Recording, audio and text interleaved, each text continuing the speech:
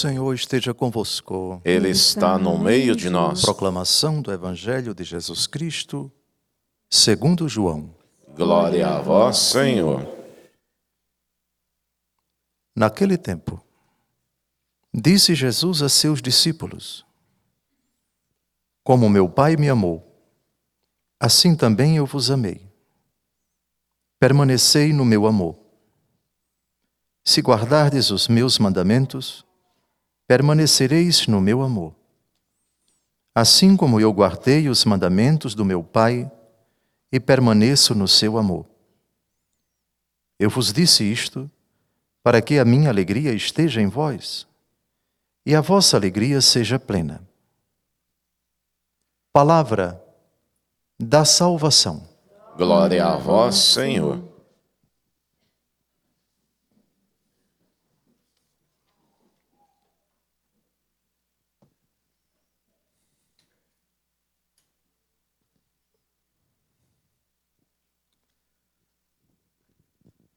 As nossas convicções, isto é, as certezas que nós defendemos, as posições que nós apresentamos aos outros e as sustentamos como corretas, são em si algo bom, contanto que tais convicções não redundem em estupidez, insanidade, coisas tresloucadas, sem sentido, sem fundamento. Se tais convicções são expressão de um raciocínio concatenado, de um pensamento justo, equilibrado, com premissas verdadeiras, dentro de princípios que não firam, seja o bom senso, a sã razão, a ordem natural das coisas e, sobretudo, a nossa fé, traduzem tais convicções uma certeza. Tal pessoa é convicta. O que é convicção, etimologicamente falando? O que é uma pessoa convicta? Victor, victoris, em latim, significa vitória. E o vitorioso é aquele que não é derrotado. É exatamente o antônimo do derrotado. Uma partida de futebol, duas equipes, uma vence a outra e se diz que uma saiu-se vitoriosa, a outra saiu derrotada. Portanto, o convicto é aquele que, diante de qualquer argumento oposto, ele não cede. Ele está seguro de si. É verdade que há determinadas convicções que são ridículas, que são patéticas. Dou um exemplo. Alguém, por favor, coloque a câmera no Círio Pascal, aquela vela grande ali, por favor, que representa o Cristo ressuscitado. Muito bem, ali está o Círio Pascal. Vamos imaginar a seguinte cena. Alguém olha para o Círio Pascal e diz: não, isso daí não é um Círio Pascal, isso daí é uma bandeira do Brasil. Eu então digo: não, mas isso é um Círio Pascal. É uma vela, veja, é Pascal, porque tem o ômega que está aparecendo agora aqui, tem os cravos, tem os números do ano 2019, tem o Cordeiro Pascal, enfim, é um Círio Pascal. E a outra pessoa retorque e diz: não, eu estou convencido de que isto não é o Círio Pascal, é uma bandeira.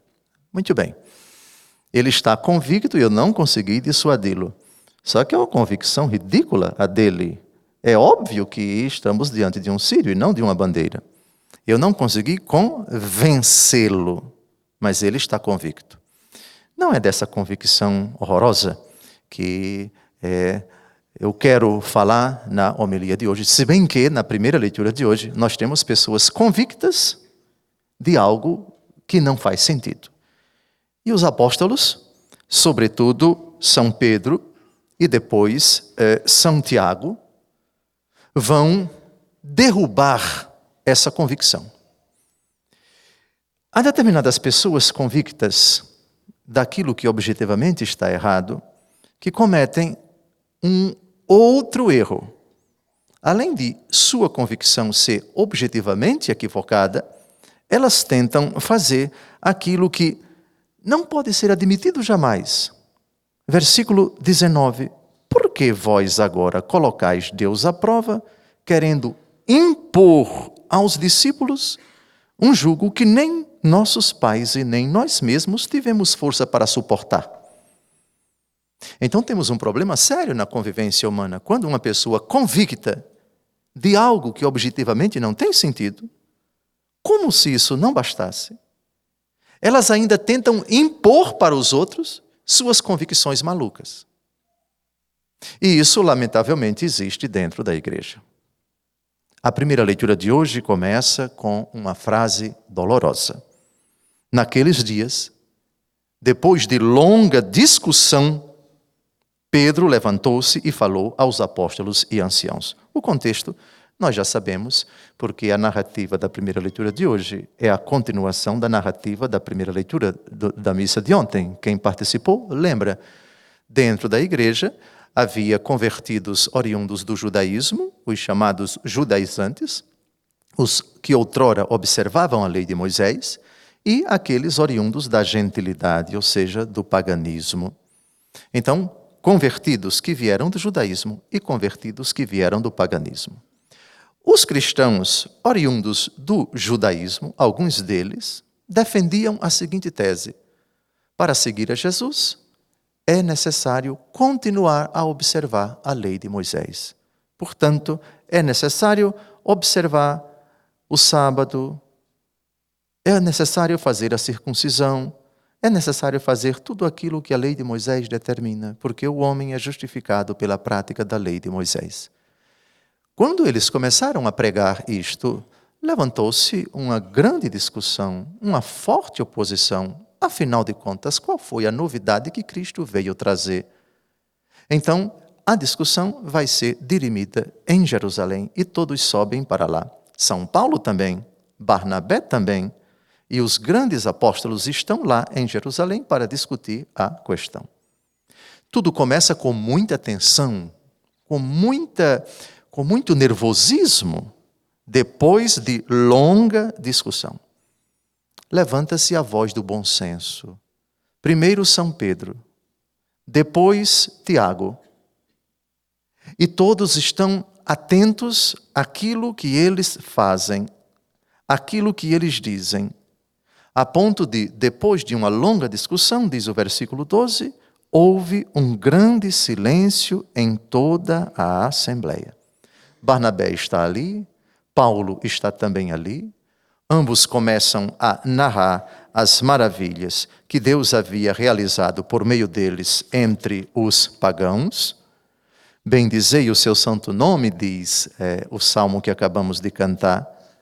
Entre os povos do universo, Deus manifestou os seus prodígios, como nós cantamos. E Paulo e Barnabé expuseram o que Deus, por meio deles, já havia realizado, sem que houvesse circuncisão de ninguém, sem que ninguém observasse a lei de Moisés. Aliás, a frase é a seguinte: eu sou do parecer de que devemos parar de importunar os pagãos que se convertem a Deus. Vocês perceberam a impostação? Eu sou do parecer. É claro que a posição dele, a convicção dele é indiscutível. Mas como ele apresenta, isto é, a minha opinião. Sou do parecer. Isto é ainda, por enquanto, a minha opinião. Que, aliás, acabou prevalecendo. Ele foi polido, ele foi educado, ele foi diplomático, mas convicto. A maneira como ele apresentou a sua posição, que ratificou, diga-se de passagem, aqui é São Tiago, porque primeiro Pedro havia anunciado. Pedro discorreu sobre as obras que o Senhor operou, aquele que conhece os corações, aquele que não faz nenhuma distinção entre judeus e pagãos, purificando o coração deles mediante a fé. Por que vós agora colocais Deus à prova, querendo impor aos discípulos um jugo que nem nossos pais e nem nós mesmos tivemos força para suportar? Vejam, se os judaizantes são convictos, Pedro também. Mas convicção por convicção prevalece aquele argumento que se impõe por si e que mostra quão estúpido é o argumento oposto, ainda que apresentado de forma muito respeitosa. Discussões na convivência humana sempre existirão. E todos os dias nós estamos sujeitos a uma situação como essa. E eu me refiro àquelas discussões via WhatsApp, via SMS, também por telefone, discussões dentro de casa, discussões dentro da igreja, pareceres. Sim, não tenhamos dúvida. Geralmente, nós encontramos pessoas convictas das suas posições, mesmo as mais malucas, as mais doidas, varridas. Obviamente que, diante da convicção de fulano, é muito importante que nós analisemos a nossa convicção. E se for necessário, se a convicção de tal pessoa objetivamente, à luz da fé e da razão, se revelar mais sensata que a nossa, eu pediria a todos vocês, de convictos, tornem-se derrotados. Não, realmente tal pessoa tem razão. A pior desgraça é um convicto que, diante do argumento oposto, que é sensato, que é prudente, que é coerente, que faz sentido, mesmo assim você, turrão, não dá o braço a torcer. Digam se não fica uma coisa patética, uma coisa ridícula, você defender uma posição que diante de outra, tão bem montada, um raciocínio tão bem exposto. Às vezes até, eu não sei se essa convicção que leva uma pessoa a não dar o braço a torcer, a continuar pensando daquela forma, é humilhação, é inveja, é raiva de alguém que pensa melhor do que você, eu não sei. Mas eu pediria, e aqui entendam, é o próprio Deus que está falando, sustentemos nossas convicções. Se são convicções de fé, uma só fé, um só Senhor, um só batismo, jamais abdiquemos das nossas convicções. Jamais. Creio em Deus Pai, isso é convicção. Creio em Deus Filho, isso é convicção. Creio em Deus Espírito Santo, creio no que a igreja prega. Creio na comunhão dos santos, na remissão dos pecados. Creio na ressurreição da carne, creio na vida eterna. Creio na doutrina que a igreja sempre pregou. Essa convicção é até ao fim da vida. Uma vez católico, católico para sempre, católico até morrer. Tirando essas convicções, que são inalienáveis, que são irreformáveis, que são imutáveis, que não podem jamais sair do nosso coração, há muitas outras convicções nossas que seria muito importante que nós as derrubássemos. Quando encontrarmos na longa estrada da vida outro convicto de uma posição diferente, mas que objetivamente seja mais prudente que a nossa, mais sensata que a nossa. E é hora de vitoriosos, porque convicto é o vitorioso, que não se deixa derrotar por ninguém, voltar atrás, retroceder. Aqui prevaleceram, nos discursos de Pedro e de Tiago, o bom senso, a prudência, a lógica decorrente da fé em Jesus, que trouxe uma novidade. Se a graça de Cristo deve se submeter à observância da lei de Moisés, se nada mudou, então não temos nova aliança, não temos uma novidade na pessoa de Cristo, tudo continua como o mesmo. E essa imposição, essa tentativa de fazer prevalecer a sua convicção diante do objetivo dado, Cristo é a novidade. Este é o cálice do meu sangue, o sangue da nova e eterna aliança. Vejam, a impostação dos convictos e imposição. Depois, a convicção de São Tiago, sou do parecer. E o parecer dele acabou prevalecendo. Na primeira leitura da missa de amanhã, nós vamos perceber a carta que vai ser redigida pelos apóstolos, fechando assim a questão, resolvendo, dissipando essa discussão, essa tensão tremenda que existia na igreja naquele momento. E assim prevalece a serenidade, a harmonia, a paz, a reconciliação dentro da igreja. Jesus, no evangelho de hoje, diz, como o Pai me amou, assim também eu vos amei. Permanecei no meu amor. O amor, segundo São Paulo, no hino à caridade, na 1 Coríntios capítulo 13, diz: ele se rejubila com a verdade, não se alegra com a injustiça. Tudo crê, tudo espera, tudo suporta. Pois bem, prevaleceu o amor no primeiro sínodo da Igreja, no capítulo 15 dos Atos dos Apóstolos, celebrado em Jerusalém. Se guardardes meus mandamentos, permanecereis no meu amor, assim como eu guardei os mandamentos do meu Pai e permaneço no seu amor. Isso para que a minha alegria esteja em vós e a vossa alegria seja plena.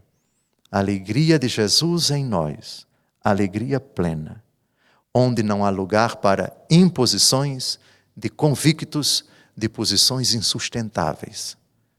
Dentro da igreja, no seguimento de Cristo, não temos o direito de impor nossa posição. Mesmo porque não existe posição nossa. Existe a doutrina da igreja, existe o pensamento de Jesus, existe o ensinamento de Jesus. E quando isso for apresentado com aquela educação, com aquela polidez de São Tiago, eu sou do parecer. Mas ao dizer eu sou do parecer, ele não denota de forma alguma insegurança da sua convicção. É um convicto que educadamente apresenta para os outros. Eu estou certo do meu pensamento, mas não quero impor a vocês. Por outro lado, a verdade se impõe por si. Quando se trata de verdade, você não precisa gritar, você não precisa xingar, você não precisa desmerecer aquele que pensa diferente de você. A força da verdade não está no grito de quem a anuncia, está na lógica intrínseca da própria verdade. Louvado seja nosso Senhor Jesus Cristo.